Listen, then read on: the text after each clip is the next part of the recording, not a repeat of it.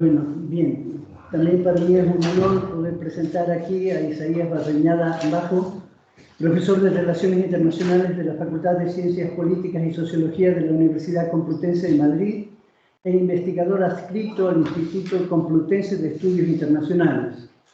Sus áreas de investigación son las relaciones internacionales en el norte de África y Oriente Medio, la política exterior española y europea y los conflictos de Palestina, Israel y Sáhara Occidental. Es autor de varios libros y textos divulgativos, solo mencionaremos algunos: Breve historia del Sáhara Occidental, La resistencia versus Realpolitik, Palestina de los acuerdos de Oslo al apartheid, 2023, el anterior era del 2022, Movilizaciones populares tras la primera primaveras árabes, 2011, entre España y Palestina, revisión crítica de unas relaciones, 2018, en fin.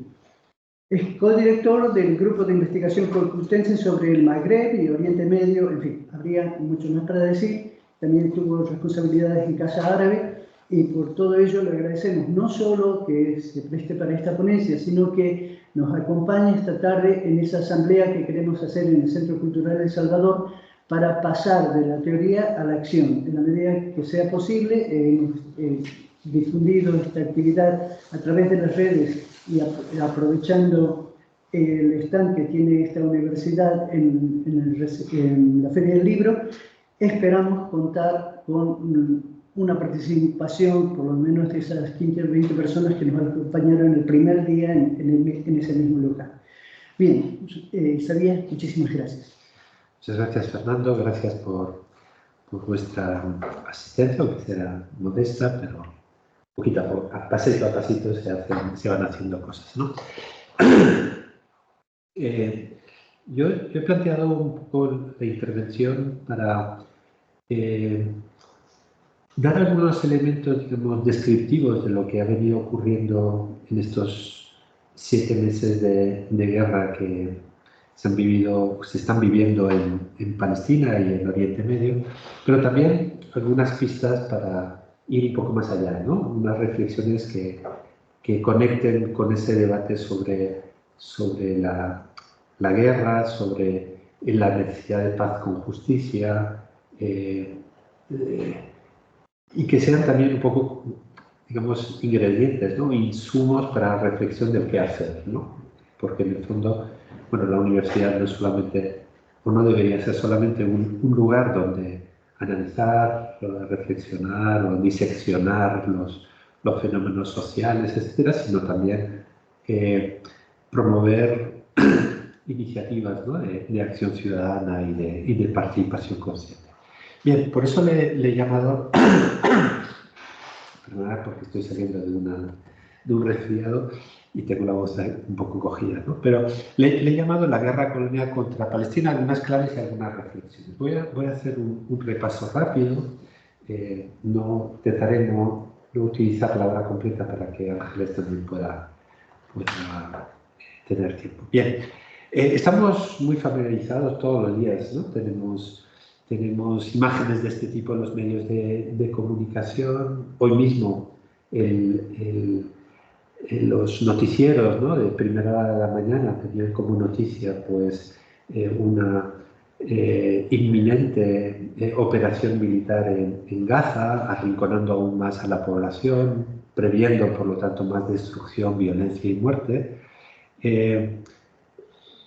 Estamos, yo creo, incluso casi al límite ya de banalizar esto, ¿no? De que pierda el valor que tiene precisamente la magnitud del desastre. Si uno, en vez de pasar rápido las imágenes, se detiene en ellas, ¿no? Puede empezar a calibrar la inmensidad, ¿no? del impacto de la violencia, del horror, ¿no? que estamos viendo en esta guerra, pero en muchas otras. Algunas visibles como Ucrania y otras invisibles como las que se están viviendo en Etiopía o en África Central, en otros lugares del mundo, ¿no? Bien.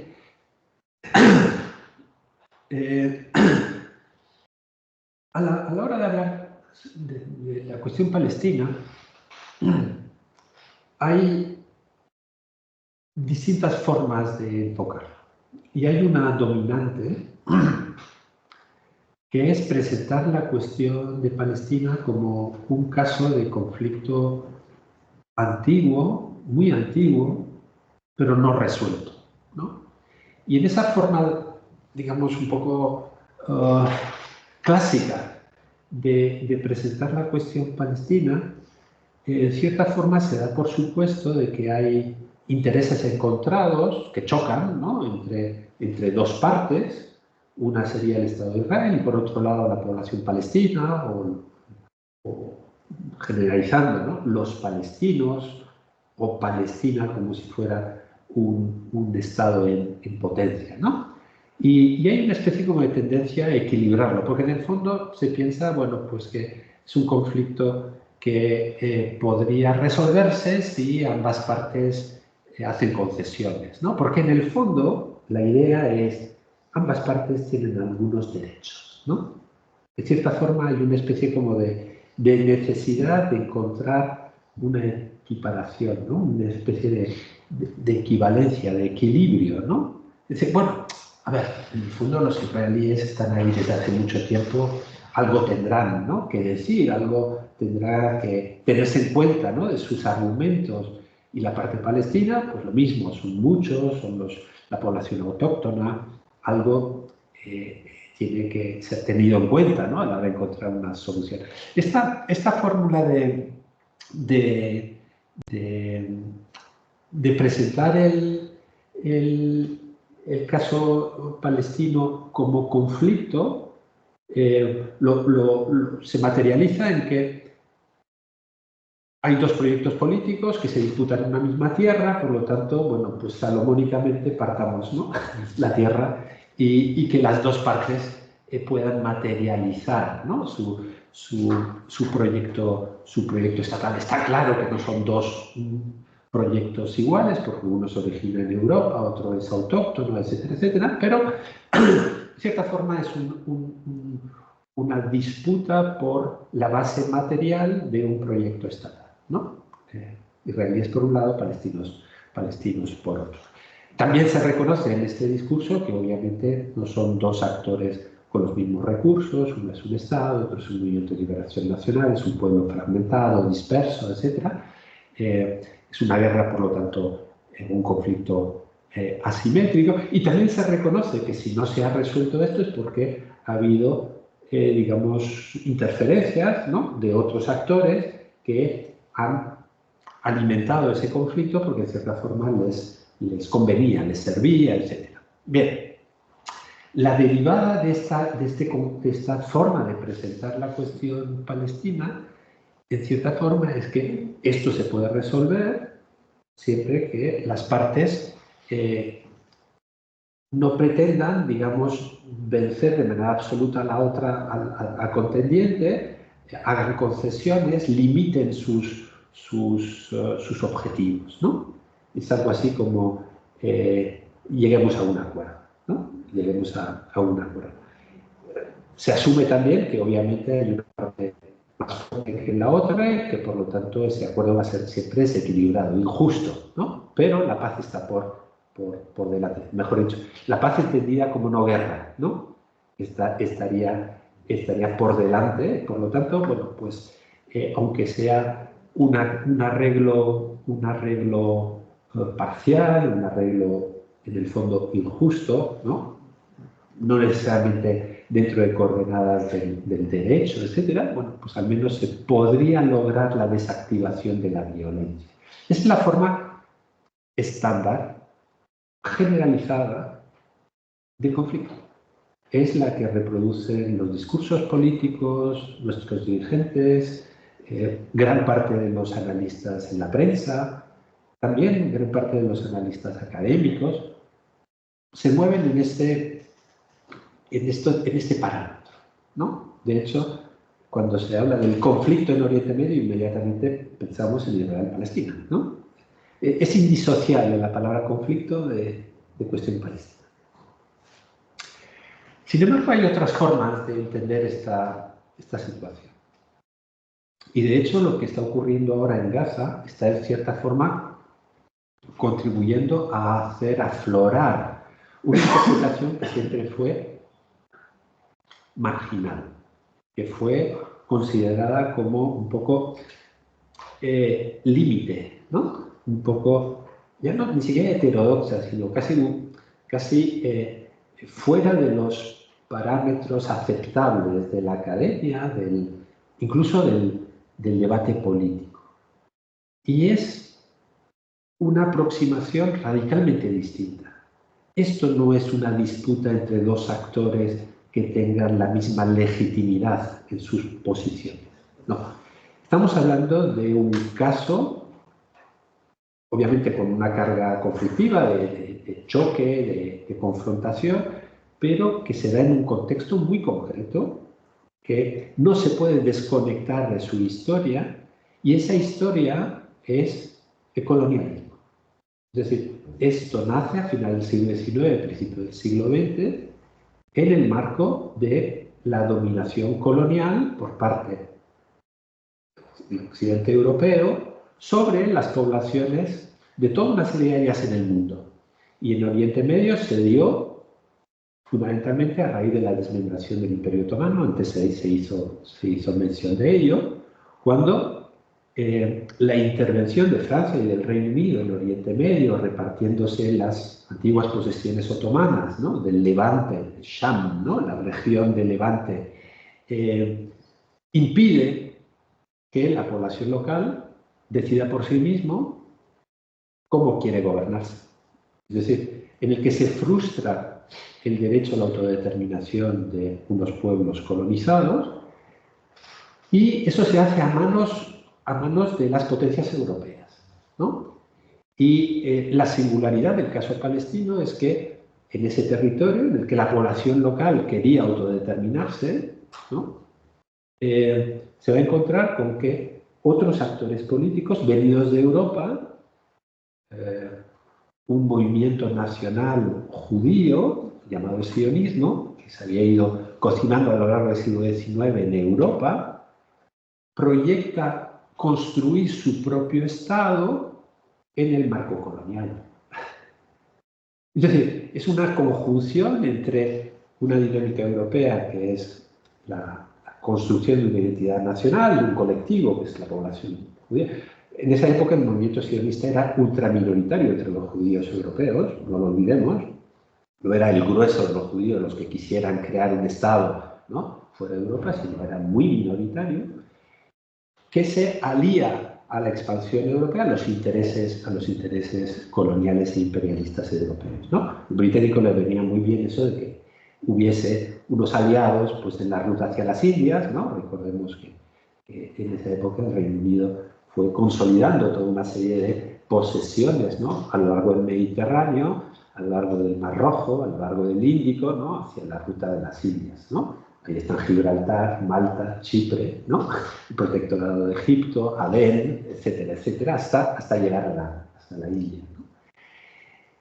Este enfoque parte, por lo tanto, de una premisa distinta, y es que el origen del problema es colonial. Y el colonialismo, fundamentalmente después de la Segunda Guerra Mundial y fundamentalmente a partir de los años 60, es considerado un ilícito internacional. Es decir, es una forma de dominación de los pueblos sobre otros, basados, pues, en la discriminación, el racismo, la apropiación, ¿no?, el desarraigo, etc. Es un ilícito. Y él, de hecho, uno de los objetivos de Naciones Unidas a partir de los años 60 es erradicar el colonialismo. Si consideramos que el caso palestino es de matriz colonial, su resolución no es pactar, sino es desmontar. Es una lógica distinta. Y lo mismo que el racismo, el colonialismo no se negocia en porcentajes. Uno no resuelve una cuestión colonial dejando que el 50% siga siendo colonial, racista, discriminatorio, y el otro 50% lo haya superado. El apartheid no se resolvió pactando porcentajes, ¿no?, de discriminación y porcentajes de libertad, ¿no? Y claro, esta forma de abordar la cuestión la cuestión palestina desde unas coordenadas coloniales, pone en el centro los derechos fundamentales. Y es que no es aceptable en ningún caso, ¿no?, reivindicar excepcionalismo, reivindicar supremacismo, reivindicar más derechos de unos, ¿no? Lo fundamental es la igualdad, son los derechos fundamentales. Es el derecho de los pueblos a decidir por sí mismos y, obviamente, en un contexto de descolonización, ¿no? Claro, uno se puede preguntar, no, es que el colonialismo pudo ser el origen del Estado de Israel, pero ahora ya no lo es. Y ahí es donde está la cuestión. Si seguimos considerando que lo que ha ocurrido en Palestina, en la Palestina histórica, no es solamente un fenómeno colonial en el periodo de entreguerras, sino que la esencia colonial se ha perpetuado en el Estado creado en 1948, el que conocemos como Israel, y que sus prácticas hacia adentro han seguido siendo coloniales. Israel lo presentamos como un Estado aparentemente exitoso, que ha logrado niveles de desarrollo, de consolidación, de poderío económico, etc. Nos olvidamos decir que el 20% de la población en Israel es palestina y son ciudadanos de segunda categoría, con discriminación. Es decir, el colonialismo se ha mantenido dentro, entre las instituciones del Estado y la mayoría judía y la población palestina. No solo eso, sino que sus formas de relacionarse con sus vecinos ha seguido manteniendo formas coloniales. En 1967 Israel ocupa Cisjordania y Gaza, pero también los altos del Golán sirio, también el Sinaí egipcio. Sus prácticas son de nuevo coloniales, ¿sí?, bajo la forma de ocupación. ¿Cómo ha gestionado los territorios ocupados? ¿Cómo está gestionando ahora la guerra de Gaza? De manera colonial. Por lo tanto, el segundo enfoque sobre la cuestión de Palestina plantea, en cierta forma, poner en el centro la justicia para que haya paz. Es lo que nos recordaba Galtung, ¿no? Galtung, el gran teórico que falleció hace unos pocos meses, ¿no?, noruego, que trabajó mucho sobre el concepto de paz, cómo resolver conflictos, etc. Decía, no, el problema es que una paz sin justicia es una paz que hace aguas por todos lados, ¿no?, que no es realmente paz, ¿no? Y en el caso de Palestina, obviamente el plantear que hay que descolonizar significa refundar lo que se ha creado, ¿no?, darle obviamente una orientación distinta, pero sobre todo desmontar lo que son las prácticas de discriminación interna dentro de Israel, lo que es el colonialismo, lo que son las prácticas violentas de Israel con sus vecinos, todo ese espíritu colonial, ¿no?, de origen, pero también de ejercicio. Ya que estamos en la universidad, vamos a utilizar algún referente teórico. Max Weber, ¿no? Max Weber diferenciaba entre la legitimidad de origen y la legitimidad de ejercicio, ¿no? Bueno, claro, lo que se plantea aquí es que en origen es ilegítimo y en su práctica, en su ejercicio, es ilegítimo.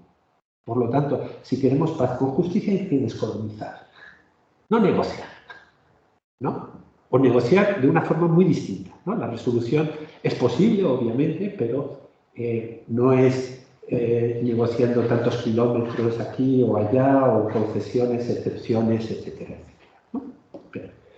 Por lo tanto, partamos de esas dos concepciones, porque nos permitirá entender cómo se presenta lo que está pasando en Gaza, cómo se presenta el papel de los actores, cómo se presenta la posible solución de lo que estamos viviendo, cómo se presenta el día después de la guerra de Gaza, ¿no?, dependiendo de donde nos colocamos en cualquiera de estos dos paradigmas, ¿no?, paradigmas interpretativos, ¿no? Bien, se ha presentado lo que hemos vivido estos últimos 6-7 meses, desde octubre del año 23, como una operación militar al principio. Incluso rápidamente los israelíes le pusieron, como es habitual, ¿no?, un nombre propio, ¿no?, y relacionó además con sus tradiciones religiosas. Le llamaron la operación, no, la guerra del Sukkot, ¿no? Porque coincidía con una fiesta religiosa judía, lo mismo que llamaron la guerra de Yom Kippur, lo mismo que han llamado las guerras de distintas... Eso rápidamente, obviamente, se disolvió. Se habló de ofensiva militar, pero ahora lo que está instalado es la guerra de Israel contra Hamás. Yo creo que hay que hacer un ejercicio de desmontaje de muchos de estos términos, ¿no? Es una guerra, no es una operación, no es una ofensiva, es una guerra porque implica al uso de la violencia que hace un Estado contra otro actor. Y eso es lo que define un conflicto armado en el derecho internacional humanitario. El término guerra es muy curioso, es al que estamos acostumbrados, ¿no? Antes se han hablado pues, de las contribuciones teóricas, ¿no? De Balzer, ¿no? de Padre Vittoria, etcétera, etcétera, sobre la guerra. Pero desde el punto de vista del derecho internacional humanitario se utiliza otro término, que es conflicto armado. Ese es el término. Y se categoriza, ¿no? Conflictos armados pueden ser internos o internacionales, ¿no? Una guerra civil o una guerra entre dos estados, ¿no? Estamos aquí en una guerra un poco curiosa, porque no es entre dos estados, tampoco es una guerra interna, porque Gaza no es parte de Israel. Estamos hablando, por lo tanto, de un conflicto armado no internacional, pero internacionalizado, y además en un marco, como argumentaré luego, colonial, ¿no? Pero es una guerra un poco particular, singular, ¿no? Porque en el caso, por ejemplo, de Ucrania y de la Federación Rusa, estamos hablando de dos estados que están enfrentados militarmente, que son miembros de organizaciones internacionales, que en principio se han atenido pues, a la Carta de Naciones Unidas, que han suscrito toda una serie de convenios, que son miembros también de las convenciones de Ginebra, etc. Pero aquí no, estamos hablando de un Estado que utiliza la violencia, ¿no? De forma sistemática, con su ejército, con sus medios, con la propaganda, etcétera, con la diplomacia, etcétera, frente a otro contendiente que no es exactamente un Estado, pero que va a recibir. ¿Quién es ese otro contendiente? Se presenta que esto es una guerra contra Hamás. Hamás es una organización política palestina, ¿no? Con un componente político, se ha presentado a las elecciones, tiene diputados, aunque nunca hayan podido reunirse en el Parlamento, tiene alcaldes, tiene miembros de un gobierno. Es una organización política, ¿no? Una organización política que además tiene una dimensión militar, porque no olvidemos que los palestinos, ¿no? Todavía no tienen un Estado plenamente soberano y durante mucho tiempo han tenido una situación que les obligaba, digamos, a mantener el componente de resistencia. Y es una organización política y militar. De hecho, el nombre se llama Movimiento de Resistencia Islámica. Hamás son las siglas del Movimiento de Resistencia Islámica, ¿no? ¿Es una guerra solo contra Hamás? Claramente no. Lo estamos viendo.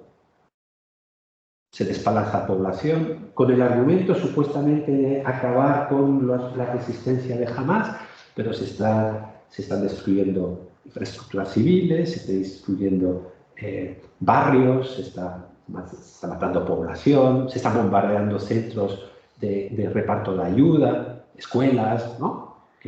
Concentraciones simplemente de población, ¿no? Población que salía simplemente a buscar ayuda humanitaria, ¿no? Han sido bombardeadas. No es una guerra solo contra Hamás. Tampoco es una guerra solo en Gaza, porque hemos visto cómo las operaciones militares de Gaza se complementan con otras acciones militares que implican a militares, pero también a civiles armados, ¿no? En Cisjordania. Por lo tanto, estamos hablando de una guerra contra Palestina.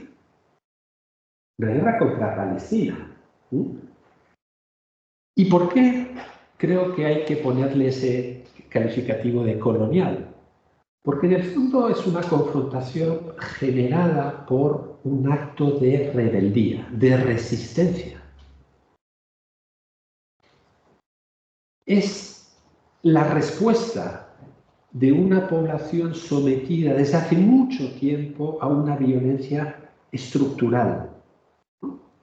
Desde el final del siglo XIX, con la llegada de los colones, empieza a haber elementos de ese desplazamiento, de esa sustitución, de esa apropiación de tierras, de esa marginación, ¿no? De ese politicidio, y eso se va en aumento con la creación del Estado de Israel y con la ocupación. Estamos hablando de más de un siglo, estamos hablando de 70 y tantos años de experiencia del Estado de Israel, estamos hablando de 56 años de ocupación.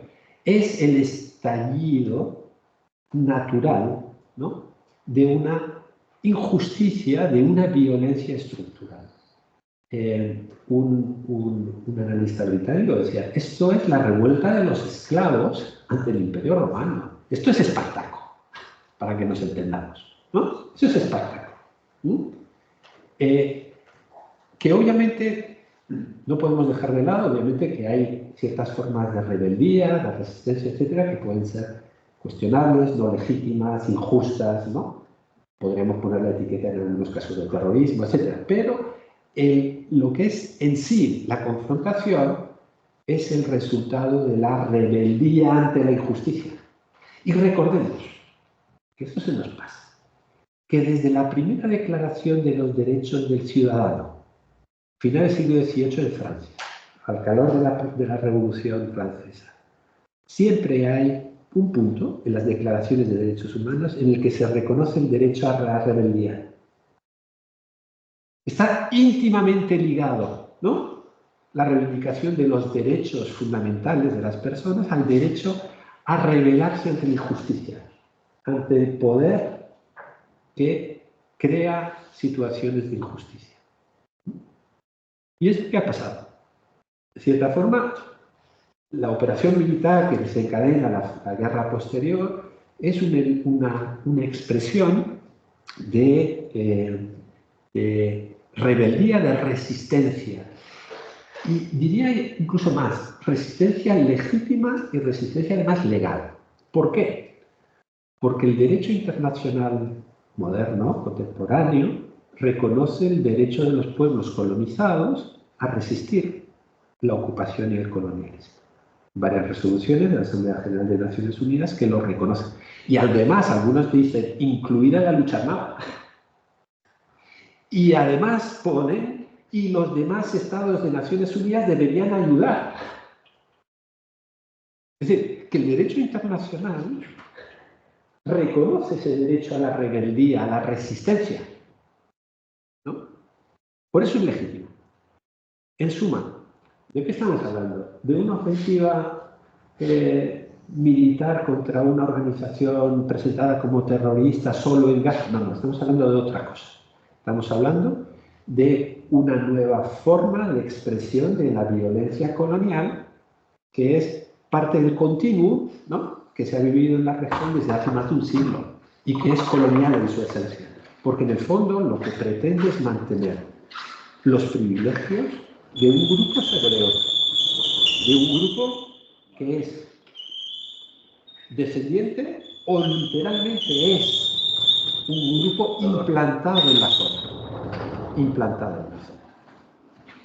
Una cuestión llamativa que se nos pasa un poco a veces, de todos los primeros ministros que ha tenido el Estado de Israel, Netanyahu, cuando llegó por primera vez al gobierno israelí en 1995, fue el segundo primer ministro, el primero fue Levi Eshkol, que no tenía acento extranjero al hablar hebreo, porque todos los primeros ministros desde el 48 hasta el 95, todos, su primera lengua no era el hebreo. ¿Por qué? Porque eran inmigrantes. Golda Meir, ¿no?, Ben Gurión, todos, ¿no?, todo el propio Pérez, Rabin, Shamir, todos eran ucranianos, polacos, eran colonos. Obviamente esto ha ido cambiando. Hoy el 85% de los israelíes han nacido en Israel, etcétera, etcétera. Pero en el fondo estamos hablando simplemente de una fase más del hecho colonial. Yo creo que eso debería ayudarnos a entender cómo ha evolucionado la guerra, cómo han respondido también otros actores. ¿Por qué Europa se posiciona acríticamente con Israel desde el primer día? Pues eso nos debería llamar la atención, ¿no? Nos debería hacer pensar que a lo mejor Europa sigue siendo bastante colonialista. ¿Por qué se aplican dos tablas de medir o dos raseros, ¿no?, a la hora de interpretar un conflicto y otro? Bueno, pues porque en unos casos son de los nuestros, ¿no?, y en otros son los otros, ¿no? Que en el fondo es una mentalidad colonial que va más allá de Israel. Va, salpica o marca o es consustancial con los amigos de Israel, ¿no? Con los amigos de Israel. Ese discurso en nosotros, el discurso de von der Leyen fue impresionante. Es decir, estamos con Israel porque son de los nuestros. Ya está, ya lo ha dicho todo. Más allá del derecho, de la justicia, de la vida, son de los nuestros, ¿no?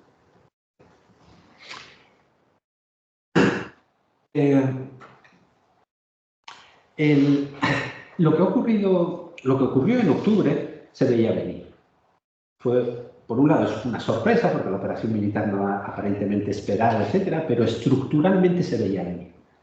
Fue el estallido de esa olla a presión, ¿no? No es el primer estallido, ha habido muchos estallidos en los últimos años, pero claramente fue una expresión de que la población palestina, a través de las organizaciones políticas militares, no aguantaban más. No aguantan más tiempo. Estamos hablando de un pueblo en el que ya van 4 o 5 generaciones de desarraigo, de refugio, de discriminación, de explotación, de violencia continua. Sí. Estamos hablando de, por ejemplo, la población de Cisjordania y Gaza, en el que más de la mitad de los varones adultos ha pasado por la cárcel. ¿En qué lugar del mundo se puede dar una situación de ese tipo? ¿No? ¿No? Pueden haber pasado unos días, pueden haber pasado meses, pero que toda la población está traumatizada, permanentemente traumatizada. Por lo tanto, el fracaso del proceso de Oslo que se puso en marcha a principios de los años 90 y que no dio resultados, ¿no? El unilateralismo israelí, creando muros, generando un bloqueo en torno a Gaza, expropiando, desplazando a la población, permitiéndose llamadas operaciones quirúrgicas, ¿no? A ver, para que os pongáis un poco en situación. Nos parece escandaloso que un Estado viole, por ejemplo, el espacio aéreo soberano de un Estado vecino, ¿verdad? Que se meta, digamos, en territorio de un Estado vecino. Nos parece un ilícito, nos parece condenable porque se rompen las reglas. Pues el último informe de Naciones Unidas sobre la frontera del Líbano con Israel muestra que en los últimos 18 años, desde la guerra del 2006 hasta el día de hoy, Israel ha violado 22.000 veces el espacio aéreo del Líbano. 22.000 veces. Normal. Es normal. No es una forma también de excepcionalismo, ¿no? De considerarse que unos tienen derecho a hacer ciertas cosas que no se le consienten a ningún otro en el mundo, ¿no? Pues estamos instalados ahí. Y eso alimenta esa situación. Lo que ocurre es que Israel había logrado en los últimos años una posición relativamente cómoda, con la complicidad de algunos regímenes autoritarios árabes, las monarquías del Golfo, otros estados que tienen intereses puntuales, ¿no?, para legitimarse, sea Marruecos, sea Egipto, sean otros, ¿no? Pensaban, es que a los palestinos ya no les queda ningún tipo de apoyo, ¿no? Ni los vecinos árabes pone ya como condición para la normalización de relaciones con Israel. Israel se había instalado en una situación de comodidad en ese statu quo en el que ocupaba a los territorios palestinos, no les permitía ser soberanos. La cooperación internacional, la ayuda internacional permitía que una pseudo autoridad palestina mal sobreviviera, ¿no? En Cisjordania. A los pocos revoltosos se les masacraba y no había grandes protestas a nivel internacional. Israel era considerado un Estado normalizado, podía participar en todos los foros deportivos, políticos, culturales, hasta en Eurovisión, ¿no? Bueno, Israel estaba cómoda. Y no solo eso, sino que en Israel se había entrado en una dinámica cada vez más ultranacionalista, cada vez más derechizada, cada vez más excluyente, ¿no? Si el Estado de Israel siempre ha sido una etnocracia, en los últimos años mucho más, ¿no? Y lo estamos viendo con el gobierno de coalición actual, ¿no? Bien, ¿qué ocurre en octubre del 2023? Que inesperadamente, y aquí hay muchas teorías sobre si lo sabían, si no lo sabía Israel, si lo dejaron hacer, etcétera, pero no voy a entrar en ellas. Pero el hecho es que el 7 de octubre, aprovechando un momento de fiesta en Israel, las tropas estaban desplazadas en Cisjordania protegiendo a los colonos, etcétera, las fuerzas de la resistencia palestina, Hamás, pero también otras organizaciones, no olvidemos, Hamás y otras organizaciones, ¿no?, dan un golpe militar, rompen la valla que rodea Gaza y llevan a cabo unas operaciones militares cuyo primer objetivo era fundamentalmente atacar estructuras de la policía y del ejército en el sur de Israel y llevarse a militares como prisioneros, ¿no?, para poderlos intercambiar por presos palestinos. Cuestión que han hecho históricamente, ¿no? Cada vez que han logrado pues, capturar a un soldado israelí, lo intercambiaban por... ¿Qué ocurre? Ocurre primero que es una operación de gran envergadura, que tiene éxito y que no tiene una respuesta inmediata por parte de Israel. A Israel le cogen desprevenido y de hecho tardan, ¿no?, en reaccionar. Y esto genera en el lado palestino una situación también de descontrol, ¿no? Se desborda la operación se desborda. Se suman otras organizaciones que no estaban implicadas en la operación. Cuando ven que puedes ir al pueblo de al lado, ¿no?, donde hay israelíes, y te puedes traer a un policía preso o a un civil, ¿no?, que tú vas a poder luego intercambiar por tus primos o por tu hermano o por tus hijos que están en la cárcel, se genera un desborde que, entre otras cosas, bueno, pues es respondido por la población civil israelí. En Israel la gente va armada, ¿no? Por lo tanto hay enfrentamientos, hay muertos civiles, etc. Y se da pues, lo que conocemos, pues que más de 1000 muertos israelíes, destrucción en las comunidades de alrededor. Pero también no se dice, por ejemplo, que jamás su objetivo principal era atacar instalaciones militares y de la policía. Entre otras, se llevaron gran parte del archivo, ¿no?, que había en distintas dependencias del sur de Israel, y todo eso se lo llevaron en camiones a Gaza, ¿no? Es decir, era una operación que tenía mucho más trasfondo de lo que se nos ha, presentado, ¿no? Israel va a reaccionar, digamos, con una primera, digamos, muestra fundamentalmente de venganza. Y es lo que los griegos clásicos llamaban la ibris, ¿no? La ibris era la reacción, digamos, descontrolada, ¿no? No racional, ¿no?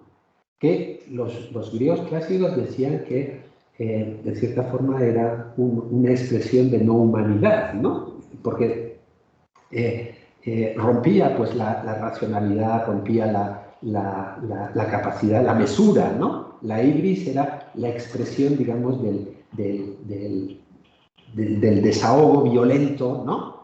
Ante un hecho imprevisto. Israel va a responder así, fundamentalmente con una enorme voluntad de demostrar, ¿no?, que no va a dejar pasar eso, ¿no? Y aunque en los primeros días Estados Unidos lo va a intentar contener, pues va a dar como respuesta una gran operación militar con dos argumentos, y es: hay que golpear a Hamás y eliminarlo.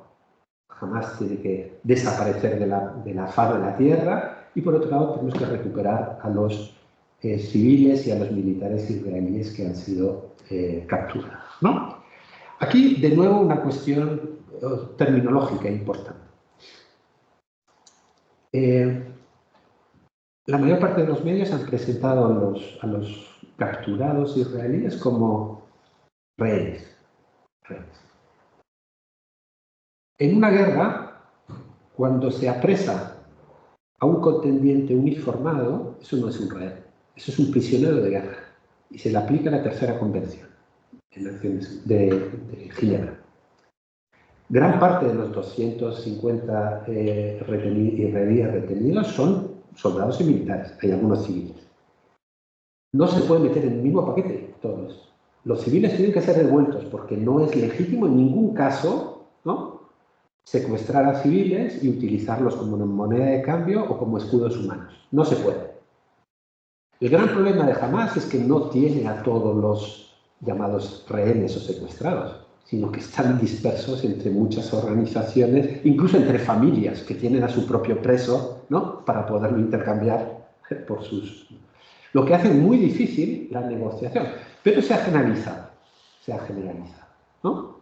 No se reconoce al hecho de que hay militares retenidos, que son prisioneros de guerra, y que perfectamente podrían ser intercambiados por otros prisioneros de guerra palestinos.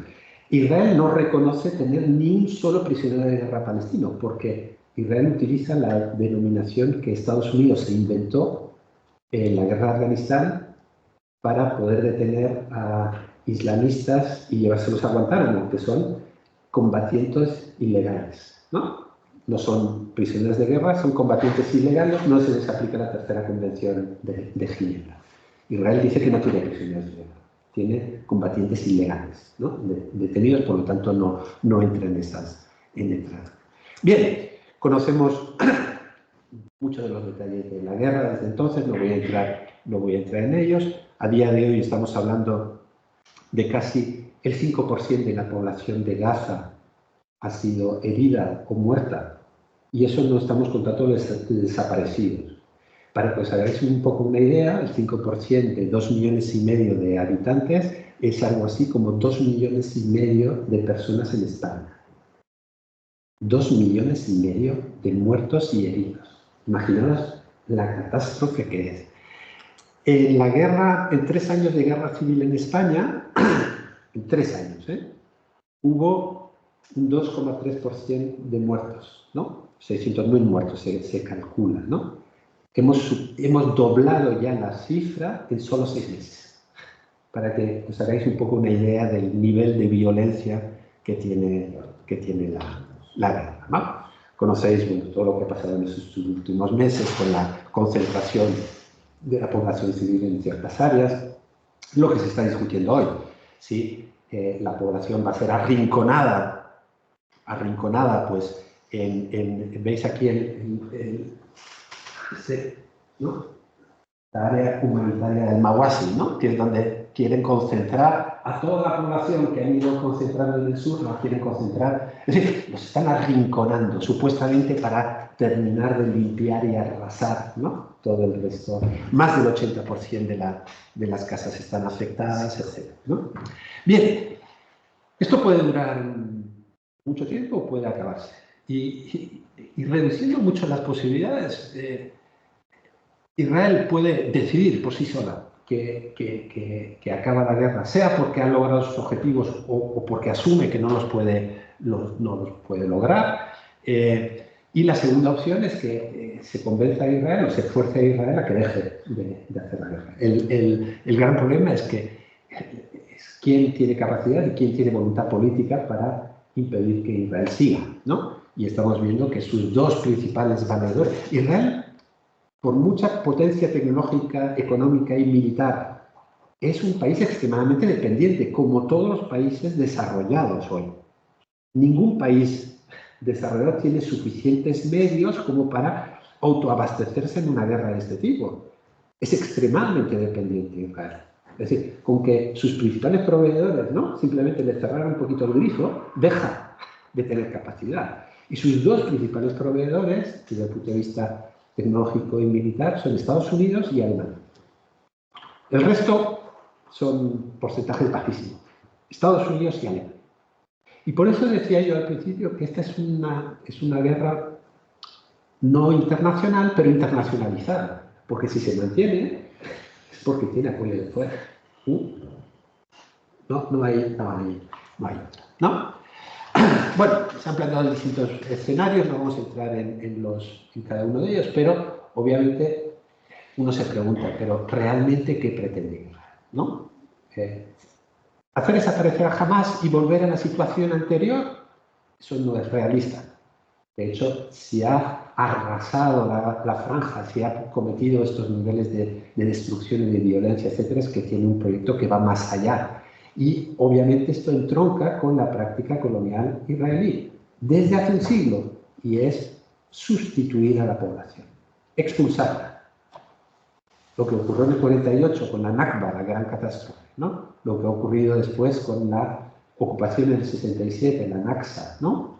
Lo que ha ocurrido luego con la ocupación a cuentagotas, la expulsión a cuentagotas continua. Los palestinos hablan de Nakba, ¿no?, continua, ¿no? Pues obviamente la guerra de Gaza es una fase más, ¿no? Lo que quieren los israelíes es que los palestinos desaparezcan del mapa, que se vayan, ¿no? Que se vayan.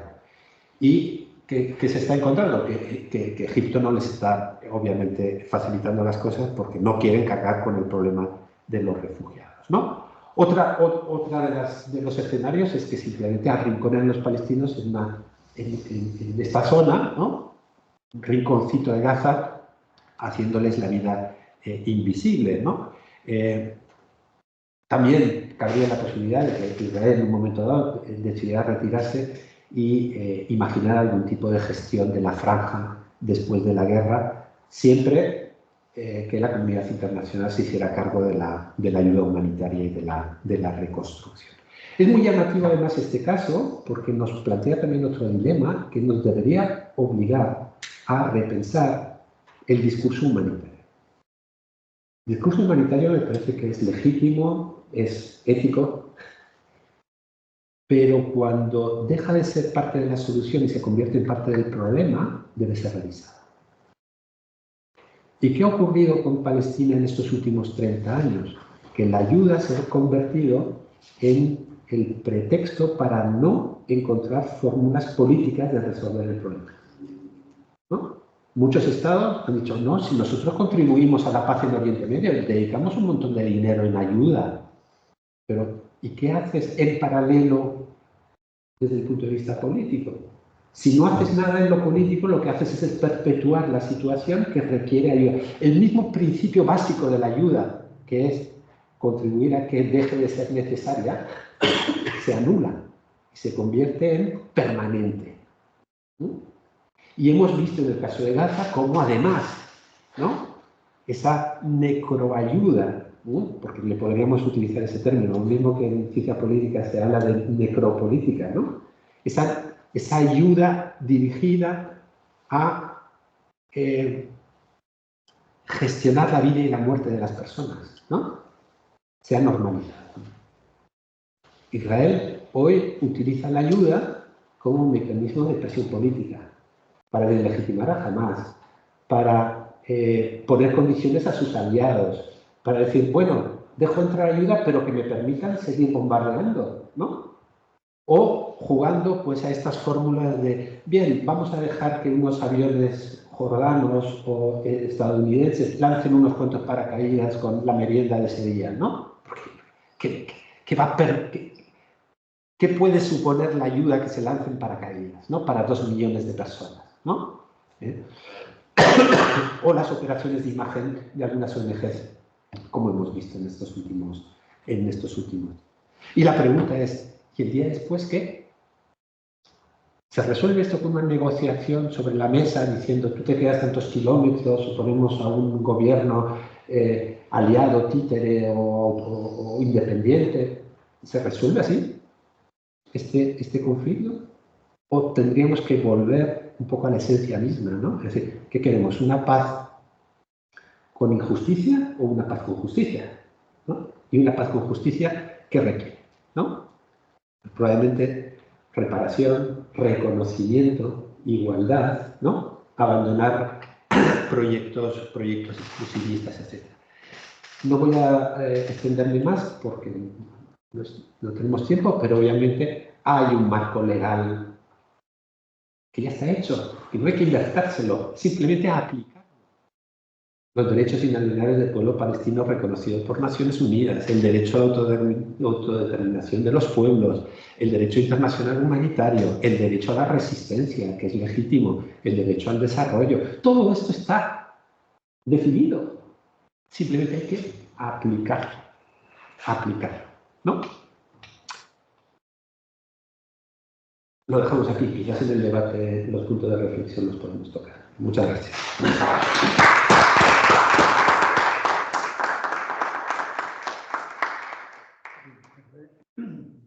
Interesante lo que ha planteado el anterior de Luis. Bueno, la semana pasada tuvimos 2 profesores de Toledo, de Derecho Internacional Público. Esta semana tenemos justo el honor de tener a 2 profesores de la Complutense de Ciencias Políticas. Entonces, acabamos de escuchar a Isaías y ahora será Ángeles Díez quien nos deleite con su presentación. Por el tema del tiempo, y lamentando muchísimo, le pediría a Isaías que permanezca aquí como para que inmediatamente después de Ángeles hagamos una ronda de preguntas. También tenemos el gusto de de Jordania y tan representante de la cultura del Medio Oriente, que también por una cuestión de horarios estamos queriendo ajustarnos a la propuesta inicial. Así que será bienvenido. Es más, quizás Ana en su momento lo pueda presentar, ha sido una referencia. Así que bien, con respecto a Ángeles, me gustaría decir, aunque sea muy brevemente, algunos de sus perfiles curriculares. Es licenciada y doctora en Ciencias Políticas por la Universidad Complutense. Las líneas de investigación son movimientos sociales y acción colectiva y ONGs, memoria histórica y trauma social, comunicación social y medios masivos, nuevas tecnologías de la comunicación y la información y sus repercusiones sociales, sociología política, en fin. Bueno, tiene una importante cantidad de trabajos publicados, en fin. En todo caso, vamos a poner esto también a disposición para aquellas personas que quieran consultarlo, del mismo modo que decíamos que la primera ponencia ya está en la biblioteca, otras ya están subidas a un blog, y agradecemos tanto a Isaías como Ángeles que no tengan ninguna dificultad en que esto quede video grabado para que se consulte. Así que disculpa Ángeles que cambiamos un poco el horario, lo hemos desplazado y agradecemos muchísimo que nos acompañes hoy. Muchísimas gracias por esta invitación. ¿Se me oye bien? Si pueden, vamos a ver de subir el volumen. ¿Ahora? A ver, ¿se me oye bien? ¿Sí? Ok. Bueno, voy a intentar ser breve. Me hace un poco de retorno el sonido, así que voy a quitarme el pinganillo y voy a intentar hablar Disculpa, no somos técnicos y no hemos podido. Sí, dime. Ah, no te oigo, ahora no te oigo. Baja un poquito. Ya está. Baja un poquito para que no se... Ah, vale, de acuerdo. De todas formas, si veis que se pierde el audio, me levantáis la mano y trato de hablar un poco más alto. Bueno, voy a intentar ser un poco breve porque realmente Isaías ha establecido un marco muy completo de cómo enfocar el tema de lo que está ocurriendo actualmente en Palestina y además así para dar oportunidad a que nos hagáis preguntas y podamos completar. Lo primero que quiero es agradecer el hecho de que se hagan este tipo de conferencias y de foros porque hace muchos años que trabajamos con lo que está ocurriendo en Palestina, nada de esto es nuevo, nada de lo que está pasando ahora es nuevo en Palestina, sin embargo, yo creo que en estos momentos se ha producido un punto de inflexión en el que la comunidad académica empieza a tomar una posición clara, a reflexionar, a profundizar en lo que está ocurriendo, porque realmente yo pienso que no tiene vuelta atrás lo que está ocurriendo y la academia tiene que posicionarse. Y quisiera empezar planteando que la paz no es un punto de llegada ni un punto de partida, es una construcción a la que solo se puede llegar desde la defensa de la justicia y de los derechos humanos.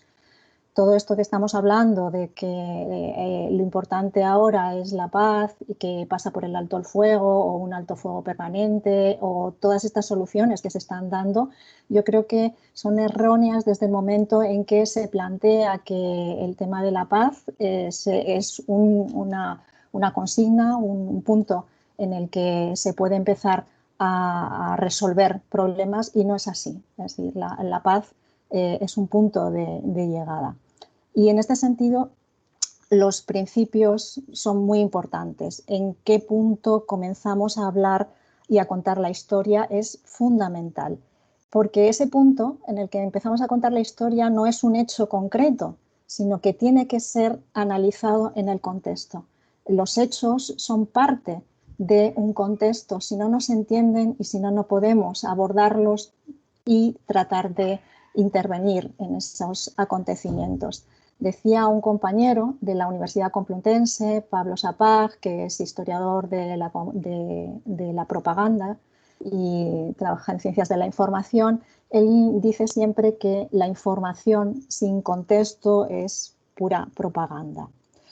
Así que lo que vamos a intentar o lo que voy a intentar hacer es poner ese contexto que Isaías también ha explicado, ¿no?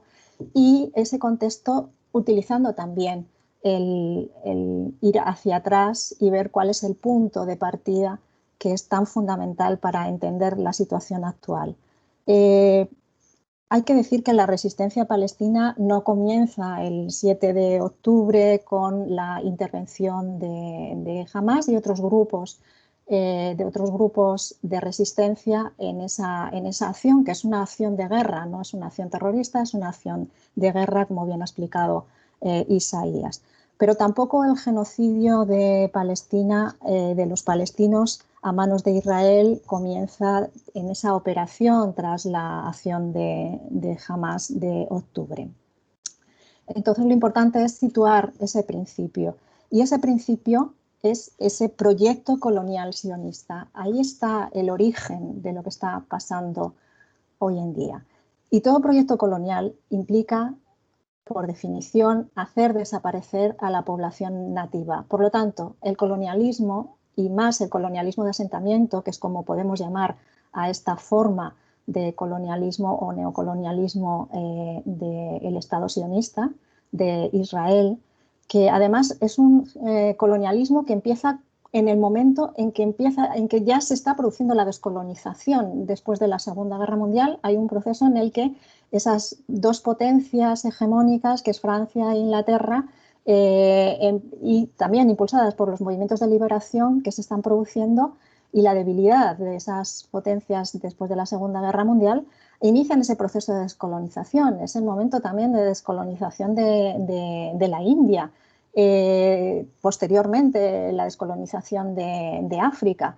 Bueno, pues justo en ese proceso de descolonización es cuando se implanta definitivamente el proyecto colonialista sionista. En este sentido, como os decía, todo proyecto colonial implica necesariamente hacer desaparecer a la población nativa, por lo tanto, estamos hablando de un genocidio. Y también estamos hablando de un memoricidio que necesariamente acompaña a ese genocidio, es decir, destruir la historia, el pasado y el vínculo del pueblo palestino con la tierra. Eso es fundamental para justificar y legitimar esa aniquilación, esa desaparición, expulsión, como queráis llamarlo, de la población palestina. Y también un politicidio, es decir, acabar con esas estructuras políticas de gestión y de administración que hacen posible la vida de un pueblo en el territorio. Patrick Wolf, que es un académico reconocido sobre el colonialismo, decía que todo movimiento colonialista está motivado por esa lógica de eliminación de la población nativa, que, ojo, no siempre es eliminación física como en el genocidio. Significa que quieres el lugar donde vive la gente y quieres ese lugar sin gente. Y esta siempre ha sido la estrategia sionista y sigue siendo el problema de Israel, la necesidad de acabar con esa población autóctona. Richard Foulkes, también un experto en legislación internacional y relator especial de derechos humanos en territorios palestinos ocupados, ese relator especial de Naciones Unidas que en el año 2000, durante la Intifada, es decir, uno de los movimientos en los que el pueblo palestino se alza incluso ante el estancamiento y la paralización de sus líderes y de sus grupos y partidos políticos, es el pueblo palestino que se alza y se rebela. En ese momento, Richard Foulkes hablaba de que el rechazo pronunciado, descarado y manifiesto de Israel siquiera a aceptar el marco de las legislaciones legales constituye una negación fundamental del derecho de los palestinos a la autodeterminación y, por tanto, engendra el derecho a la resistencia, que, como decía Isaías, es un derecho legalmente protegido. Es decir, está reconocido por Naciones Unidas las formas de resistencia, incluida, en el caso de ocupación, la resistencia armada. Y él nos mostraba de forma muy rápida esas resoluciones de Naciones Unidas, en donde tenemos esa resolución 3747, del 82, cuando se produce además esa invasión de Israel, del ente sionista, del territorio del Líbano. En esa resolución se habla de la importancia de la realización del derecho de los pueblos a la autodeterminación y además, específicamente, respalda ese derecho inalienable del pueblo palestino a la autodeterminación, la independencia nacional, la integridad territorial, la soberanía y la unidad nacional sin interferencia extranjera. Y reafirma la legitimidad de la lucha por esos derechos, por todos los medios, incluso llega a decir, por todos los medios necesarios, incluyendo la lucha armada.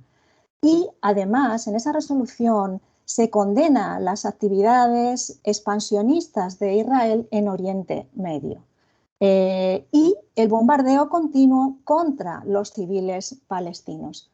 Como vemos, el origen de toda esta situación es muy importante para entender qué posibilidades hay dentro del marco de actores y de acontecimientos que se están produciendo ahora. Esta actuación expansionista del Estado sionista, de Israel, esa necesidad de eliminar a la población autóctona, está en el origen de la propia fundación del Estado de Israel. Cuando vemos ese derecho internacional, tenemos también la Convención para la Prevención y la Sanción del Delito de Genocidio, que es de 1948, en donde se especifica cuál sería esa definición de genocidio que se puede aplicar como anillo al dedo a lo que está ocurriendo, a lo que lleva ocurriendo desde que antes incluso de la creación del Estado de Israel. En esa convención se dice cualquier acto, o se define genocidio como cualquier acto perpetrado con la intención de destruir total o parcialmente a un grupo nacional, étnico, racial o religioso como tal, incluida la lesión grave a la integridad física o mental de los miembros de ese grupo. Por tanto, estamos hablando de genocidio. Y en esta situación, en este punto de partida, yo un poco negaría la mayor, o por lo menos la matizaría. No estamos hablando de una guerra, no estamos ante una guerra. No son dos estados, no son dos fuerzas equivalentes o equiparables, son dos fuerzas desiguales. Estamos hablando de un movimiento de resistencia frente a la ocupación. Lo que ocurre en Palestina, por tanto, podemos definirlo como un genocidio o una guerra sistemática contra un pueblo, contra el pueblo palestino. Y situado un poco este marco, que también ha desarrollado Isaías, yo plantearía también el hecho de la responsabilidad internacional en este proyecto colonial sionista. Una responsabilidad que va desde el principio. Como decía Isaías, Israel no es un Estado dependiente ni desde el principio, y menos aún en este momento que pueda sobrevivir sin la ayuda exterior. Pero también en la propia creación del ente sionista, en el origen, está esa dependencia, esa connivencia de las potencias europeas que permitieron desde el principio que se fuera generando una estructura económica, política, que después devendría en Estado en 1948. Pero previamente a esa situación, ese proyecto sionista, que es de finales del siglo XIX, ese proyecto sionista estaba planteado ya en ese congreso sionista en donde tenemos a Theodor Herzl, que va a exponer ya a esas potencias, todavía no ha estallado ni siquiera la Primera Guerra Mundial, y va a exponer un poco su proyecto, ese proyecto que luego será avalado por ese Congreso sionista, de dotar de una tierra nacional a los judíos europeos. Y en esos primeros planteamientos del sionismo vamos a encontrar ya incluso estamos hablando de ese finales del siglo XIX y luego principios del XX, en donde ya a principios del XX, cuando tenemos a ese mandato británico, vamos a tener una serie de cartas en donde, si estudiamos esas cartas, vamos a ver que a los intereses que tiene Inglaterra para hacerse con la zona y para controlar la zona. Y va a utilizar a todos estos grupos de emigrantes judíos que ya poco a poco se han ido apropiando de tierras, han ido comprando tierras, va a utilizarlos también en función de sus intereses. De hecho, este teórico sionista que es el que lanza en ese congreso sionista el plan de ocupar Palestina para los judíos, en una carta va a explicar o va a decir que el Estado judío, o va a ofrecer que el Estado judío formaría parte de una muralla de defensa de Europa en Asia, un baluarte de la civilización frente a la barbarie. Y este es un alegato, este es un argumento que las potencias europeas en ese momento, específicamente en Inglaterra, tiene bastante claro, que se necesita un enclave en Oriente Próximo para defender los intereses europeos. ¿Y cuáles son esos intereses europeos ya incluso bajo el mandato otomano ya se había descubierto el petróleo y ya había intereses para esa expansión colonial que, como sabemos, a finales del siglo XIX se produce hacia África, pero también hacia Oriente. Es necesario el alimentar la industria con todos esos recursos, esas materias primas, y por tanto es necesario el control de Oriente, pero también el control de las comunicaciones, del tráfico marítimo por los estrechos. Así que para Inglaterra es muy importante ya tener una visión de futuro de cómo en el momento en que se acabe con el Imperio Otomano, cómo se va a repartir ese territorio tan interesante. Y ahí es donde se produce esa alianza, ¿no?, entre el proyecto colonial sionista, que es un proyecto europeo, de los judíos europeos, no de todos, por supuesto. Es decir, además ahí también, pero eso sería un poco largo de hablar, ¿no?, con las diferencias entre los distintos proyectos que hay en Europa en relación a los judíos. Bueno, pues vamos a tener que en esa Primera Guerra Mundial, cuando se está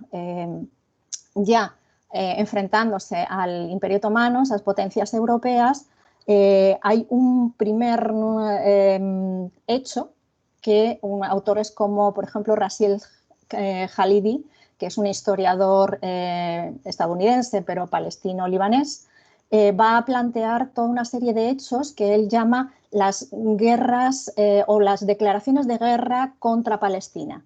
Y él dice que a lo largo de la historia, hasta llegar al momento actual, aunque este es un libro del 2022, me parece, él no llega hasta la situación actual, pero hace un recorrido y dice lo que se ha producido son declaraciones de guerra constantes contra Palestina. Y el punto de partida es 1917, con la declaración de Balfour. En la declaración de Balfour ya Inglaterra está acordando, está mandando señales a los sionistas, al proyecto sionista, de que van a apoyar ese proyecto de implantación de los sionistas en el territorio palestino.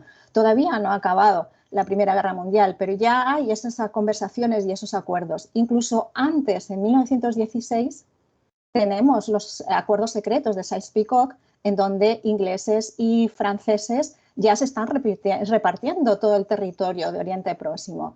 Es un reparto colonial que ya se está haciendo previo a la desaparición del Imperio Otomano. Y ya en el 17, cuando está claro que el Imperio Otomano no tiene la capacidad para defender toda esa zona, en esa declaración de Balfour se especifica, se dice: el gobierno de su majestad contempla favorablemente el establecimiento en Palestina de un hogar nacional para el pueblo judío y hará todo lo posible para facilitar el logro de este objetivo. De tal forma que aquí estamos viendo que ese proyecto sionista, ese proyecto colonial, tiene un origen a principios del siglo XX, pero que además hay una responsabilidad fundamental de Europa y de esa expansión colonial europea, que es la que va a favorecer que los sionistas se implanten en un territorio y emprendan el proyecto de eliminar, de hacer desaparecer a la población palestina.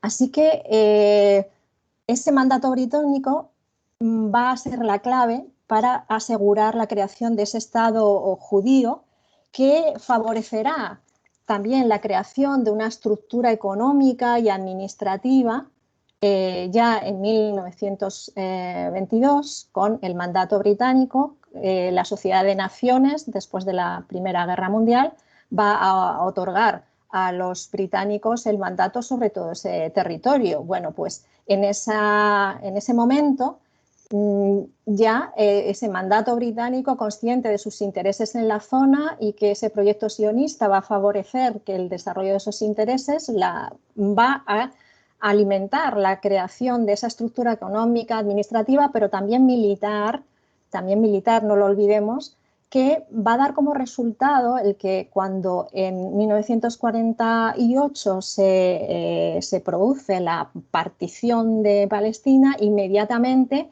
haya una declaración del Estado israelí, del Estado sionista, una declaración de independencia que ya tenga todas las posibilidades de tener éxito en su implantación en el territorio, porque ya esa connivencia con Europa y en concreto con los británicos va a permitir que puedan desarrollar ese proyecto de implantación colonial.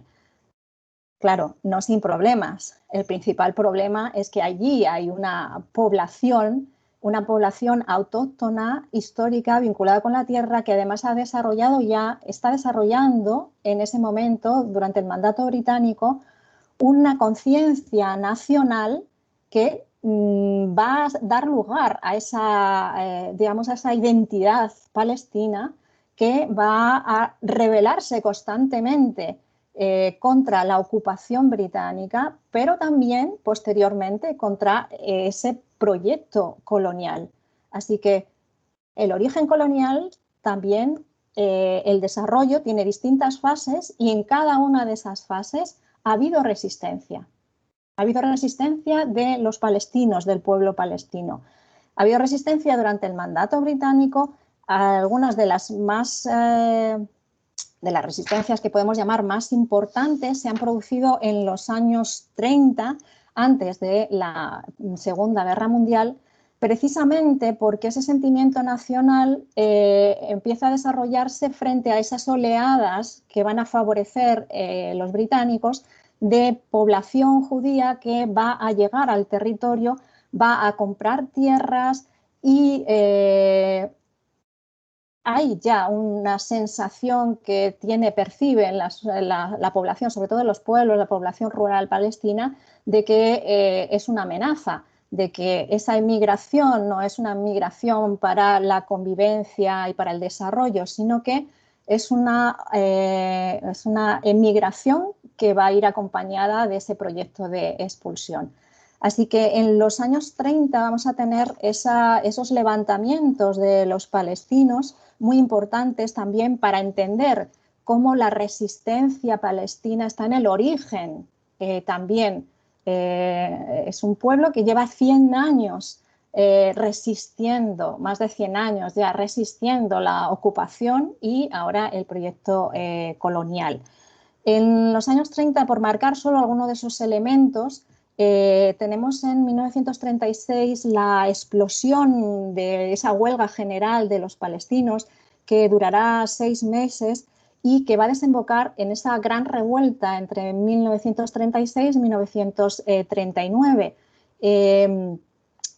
Esa revuelta, ese levantamiento de los palestinos contra ese proyecto, que ya es muy claro, muy evidente, de ocupación sionista, va a ser reprimido, va a tener una represión armada por parte de los británicos, que van a aplastar esa revuelta, y ahí van a ayudar los sionistas, van a ayudar esos judíos que ya se han ido asentando en las grandes ciudades y que han hecho inversiones y desarrollado parte de la economía, y convertido a muchos de esos palestinos urbanos, porque en ese momento todavía la población en Palestina mayoritariamente era rural, pero había ciudades muy importantes para el comercio con Europa, ¿no?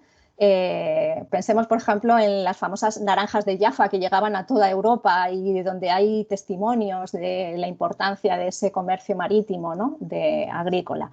Bueno, en esa represión me parece muy importante el señalar que murieron y fueron encarcelados o tuvieron que exiliarse entre el 14 y el 17% de los varones árabes adultos en Palestina. Había más de 100.000 soldados británicos en Palestina, es decir, un soldado británico por cada 4 varones palestinos adultos. Bueno, esto es efectivamente, después de la Primera Guerra Mundial, ese ejército británico llega a Palestina y hace ese trabajo de represión y de sometimiento.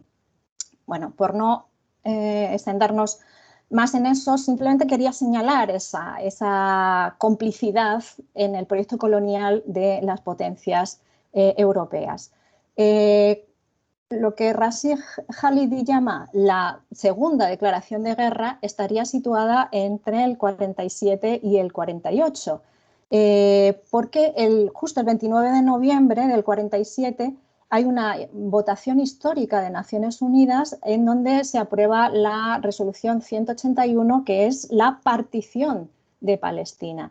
Esa partición de Palestina ya implica esa responsabilidad nuevamente de Europa y en este caso de las Naciones Unidas en el conflicto colonial que estamos viviendo y que se llega hasta nuestros días. Y ahí tiene lugar, antes incluso de la declaración del Estado de Israel, la Nakba, que es esa catástrofe que llaman los palestinos, que es más de 720.000 de un total de 1,3 millones de palestinos que se convierten en refugiados, que son expulsados de sus pueblos, de sus viviendas, mediante el terror. No lo olvidemos que no hay una emigración en una situación de ocupación, no, hay una expulsión por medio de aterrorizar a la población. Y en ese momento Israel ya va a controlar el 78% del territorio de Palestina. Pensemos que incluso en esa partición, en esa resolución de partición, se le otorgaba al movimiento sionista, vamos a lo que todavía no era Israel, se le otorgaba el 56% del territorio para una población que no llegaba al 16% de la población judía y sin embargo se le otorga el 56% del territorio. ¿Por qué se puede crear ese Estado de Israel inmediatamente después de esa resolución de partición y después de ese avance expulsando a la población? Entre otras cosas, porque ya hay grupos de paramilitares, un ejército paramilitar, el Irgun, la Haganah, que emprende esa tarea de aterrorizar a la población para expulsarla, ¿no? Como decíamos, es fundamental para ese proyecto colonial. Y es muy interesante porque ¿quién forma a esos paramilitares que son tan eficaces en el asesinato, en la expulsión de la población palestina?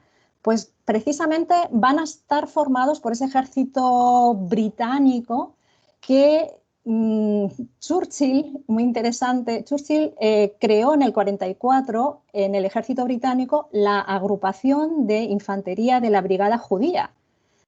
Y esta agrupación dentro del ejército británico ya tuvo ese entrenamiento y esa experiencia de combate que fueron fundamentales para esas fuerzas militares sionistas y que van a ofrecerles a esos grupos de paramilitares una ventaja fundamental de cara al conflicto y que se extiende hasta lo que ahora mismo conocemos como esa potencia militar industrial fundamental que es Israel, en donde hay vínculos con todos los países europeos y todas las potencias en la venta de seguridad y de armas por parte de Israel, sobre todo de cuestiones de inteligencia, todo eso software. Hay un libro fundamental, que es el libro de Lovenstein, donde plantea cómo la mayor parte de las potencias europeas y también latinoamericanas, y en el caso de Estados Unidos, están directamente comprometidas con esa industria de seguridad y de inteligencia israelí, en donde el ofrecimiento fundamental es que todas esas armas y esos programas y esos software de inteligencia han sido probados en el terreno con los palestinos, algo que es terriblemente cruel. Es decir, se está probando con el genocidio de los palestinos unas armas que estamos comprando desde Europa. Esto es importante para entender qué posibilidades hay respecto a este conflicto. Hablábamos de esa primera expulsión y ese inicio de lo que Ilan Pappé llama la limpieza étnica en Palestina, que realmente habría que cambiar ese término de limpieza étnica porque le da parece como un eufemismo, ¿no? Estamos hablando de un exterminio, de un genocidio, hasta tal punto de que en estos momentos, hace nada, la ONRWA señalaba que hay casi 6 millones de palestinos que son refugiados o considerados refugiados palestinos. Eso forma parte también de entender el problema, el conflicto colonial del que estamos hablando. Y empezó en el 47 y con lo que estábamos hablando de esa resolución de partición. Y hay como una especie de paradoja o contrasentido, es que en ese mismo año se aprueba la Declaración de Derechos Humanos, si no estoy muy equivocada, o sea, la fundación del Estado de Israel. Anteriormente se había aprobado la Declaración de Derechos Humanos. Si me equivoco en las fechas me corregís, pero bueno, yo creo que es sobre esas fechas. Bueno, estamos pues en esa segunda fase de ese conflicto o ataque colonial tras la Segunda Guerra Mundial. Es también interesante ver cómo evoluciona el marco de ese contexto internacional y de intereses geopolíticos. De hecho, Inglaterra sale bastante, digamos, con la guerra, con bastantes problemas económicos y problemas también militares. Por lo tanto, hay un relevo de la hegemonía mundial. Y ese relevo de la hegemonía mundial lo va a asumir una potencia que va a ser Estados Unidos, y además va a haber un relevo en ese proyecto de ocupación colonial sionista. Ya a partir de 1942, Estados Unidos, antes de que acabara la guerra, ya había empezó a desplegar las tropas en África septentrional, en Irán, en Arabia Saudí, y han permanecido en Oriente Próximo desde entonces. Así que este relevo en la hegemonía y en el marco mundial también nos ayuda a entender, entre otras cosas, quiénes pueden tener alguna parte en la solución del conflicto colonial, y desde luego no van a ser ni Inglaterra, ni Estados Unidos, ni Europa. No son parte de la solución estas potencias, sino que son parte del conflicto. En este momento, en esta segunda fase, después de la Segunda Guerra Mundial, lo que yo creo que hay que señalar es que el sionismo se convierte en parte fundamental de la hegemonía estadounidense en Oriente Próximo. Es una parte orgánica de esa hegemonía estadounidense. En esta segunda fase, yo creo que va a tener esa continuidad hasta nuestros días, pero hay que también marcar la importancia de los movimientos de resistencia. Hay nuevas formas de resistencia que van a aparecer en los años 50. Por ejemplo, en el 59, con la creación de Fatah, un grupo que va a tener como consigna la liberación de Palestina. En el 64, la creación de la Organización de Liberación Palestina, la OLP. Y aquí podemos hacer un paréntesis, la importancia de Gaza.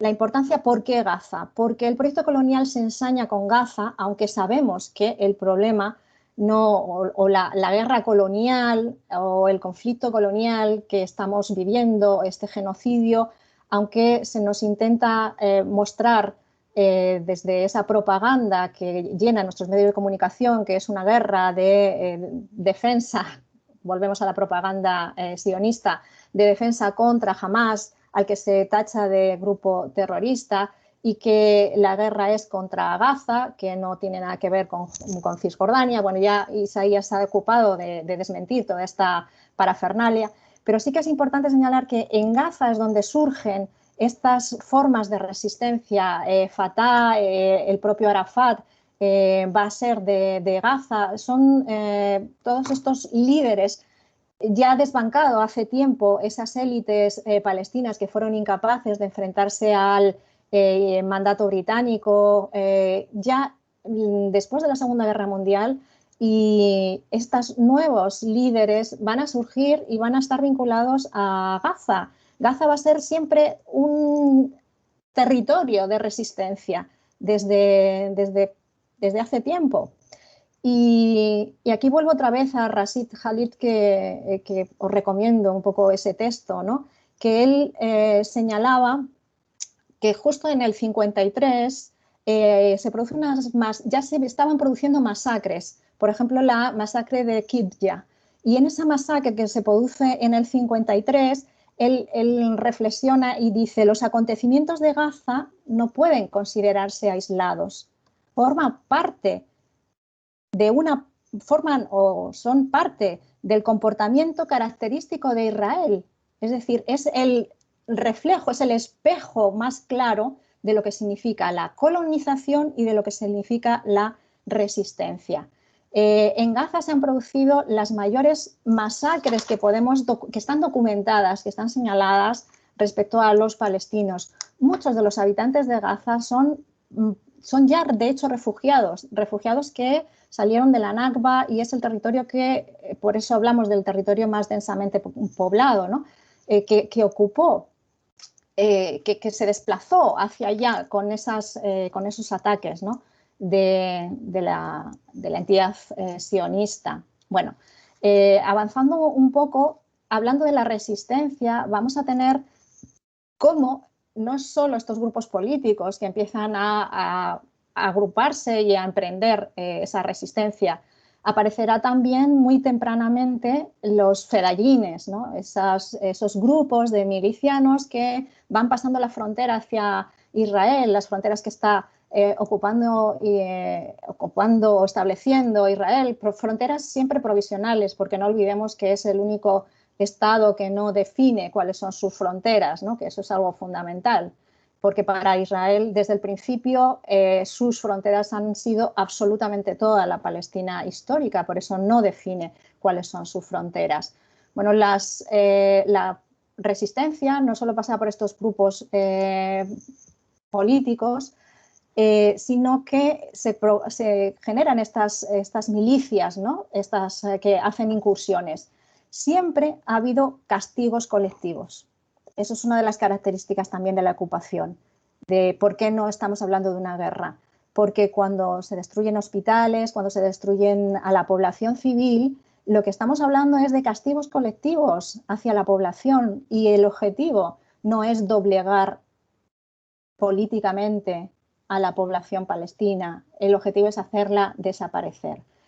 Frente a la división, también corremos muchas veces el riesgo de acusar a las élites y a los grupos políticos palestinos de ineficacia, de que no están a la altura de lo que significa esa guerra de liberación. Yo no comparto esa visión. Yo pienso que desde una posición de debilidad que han tenido siempre los palestinos, también se han producido esas estrategias de división, de fragmentación de las élites palestinas para hacer, y también de eliminación de sus líderes, para impedir que se produjera un movimiento unificado de resistencia capaz de llevar adelante la liberación.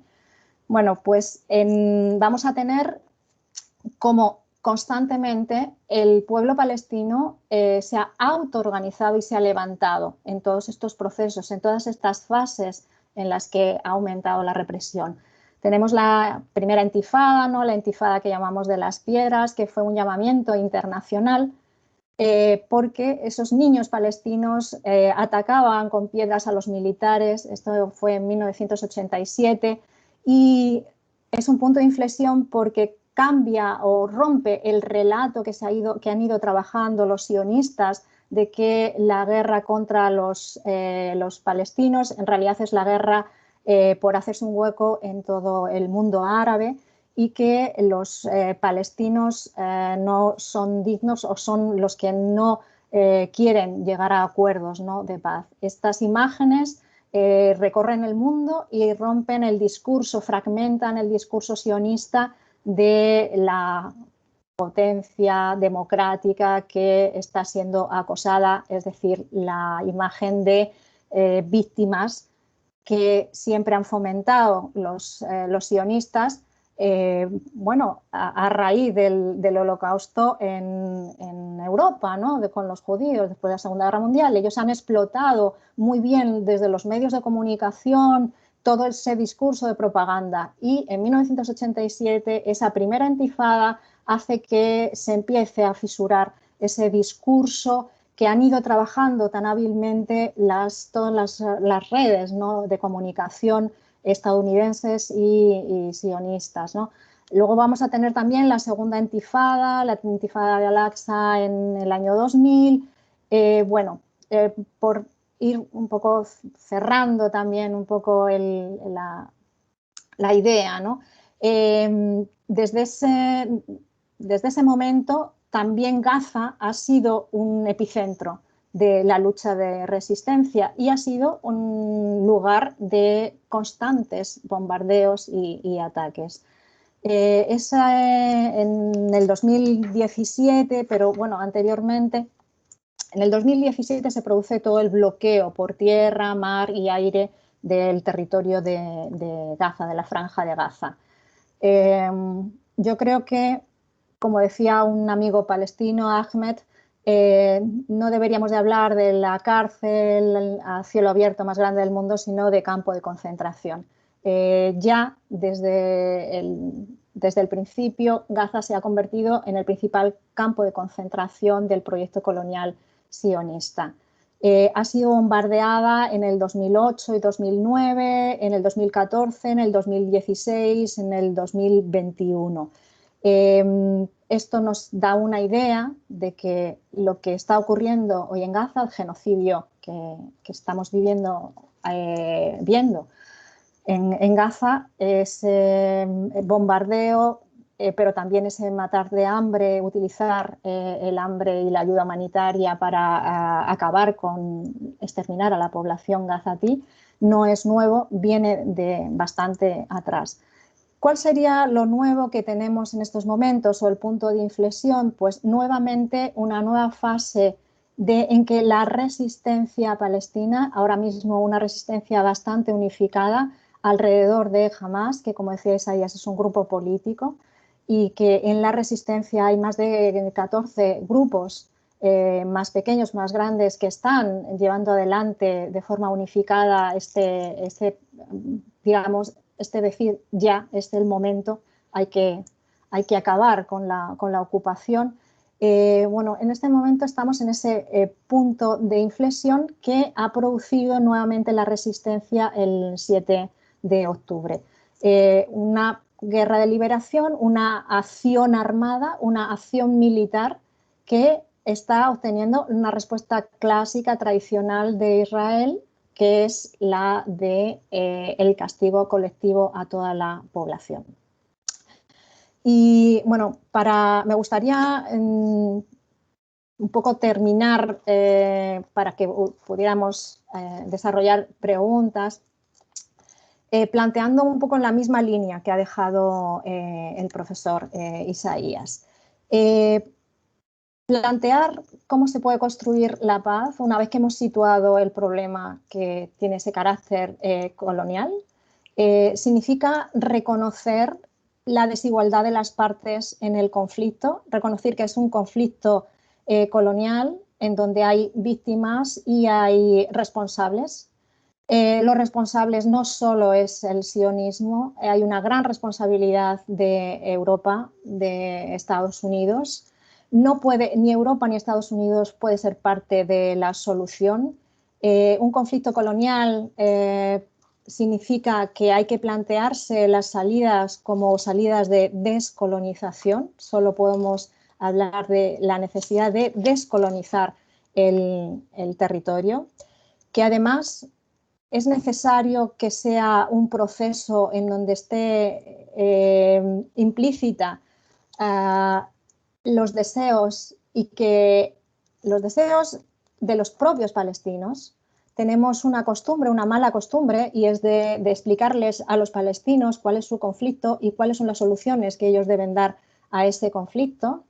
Creo que eso es también una tradición europea, desde la resolución 242, en el que se plantea desde el Consejo de Seguridad que los israelíes tienen necesidad de defenderse, de poner unas fronteras, y además se omite al sujeto, al actor palestino, como parte de las medidas de solución. Eso ha sido habitual también en Naciones Unidas, en el que los palestinos no han tenido ni siquiera el derecho a formar una comisión y a negociar. Eso, por ejemplo, desde la Conferencia de Madrid se vio claramente. No había la Comisión Palestina no tiene ese reconocimiento como sujeto colectivo. Bueno, debemos de empezar a plantear que son los palestinos y sus organizaciones políticas las que tienen que, mejor o peor, definir cuál puede ser ese proceso y cómo llevar adelante ese proceso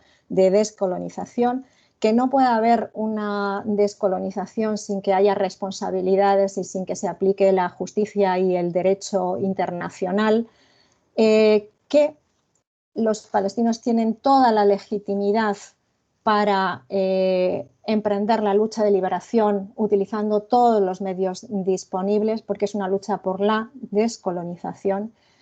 Y por otro lado, me gustaría un poco acabar con la necesidad que tenemos desde la academia y desde las bases de trabajar sobre ese proceso de descolonización, destruir el relato, aumentar, digamos, deshacer todos esos discursos que se han generalizado, que han normalizado una situación que no es normal, que no puede ser consentida, que ningún ser humano puede aceptar lo que está pasando en Gaza.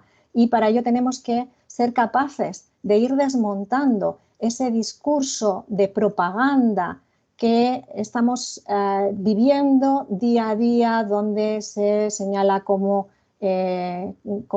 digamos, terroristas o movimiento de resistencia, y donde además se apela a esos lugares comunes de que las guerras son malas en general y de que lo importante es la paz y que cualquier vida humana es importante. Hay que deshacer todos esos discursos porque son legitimadores de la ocupación y de este proyecto de ocupación colonial que lleva más de 35.000 asesinatos y va a continuar escalando. Y que además hay una oportunidad fundamental. El mundo ya no es el mismo, el mundo está cambiando. Estados Unidos es una potencia en declive. Y eso lo convierte en todavía mucho más agresivo y más peligroso, pero Estados Unidos también se sostiene y se mantiene por las potencias europeas, por Europa, por la complicidad y sobre todo por la impunidad a la que hemos asumido, la impunidad de todos los crímenes y toda la barbarie que estamos viviendo. Así que yo cerraría un poco con esa idea. Apostemos por apoyar la descolonización de Palestina, desmontemos ese discurso legitimador del colonialismo y emprendamos un poco ese vínculo también desde la academia con las fuerzas y las movilizaciones sociales que en el fondo tienen mucho que decir porque presionan a nuestros gobiernos y también contribuyen a desmontar ese relato colonial. Gracias.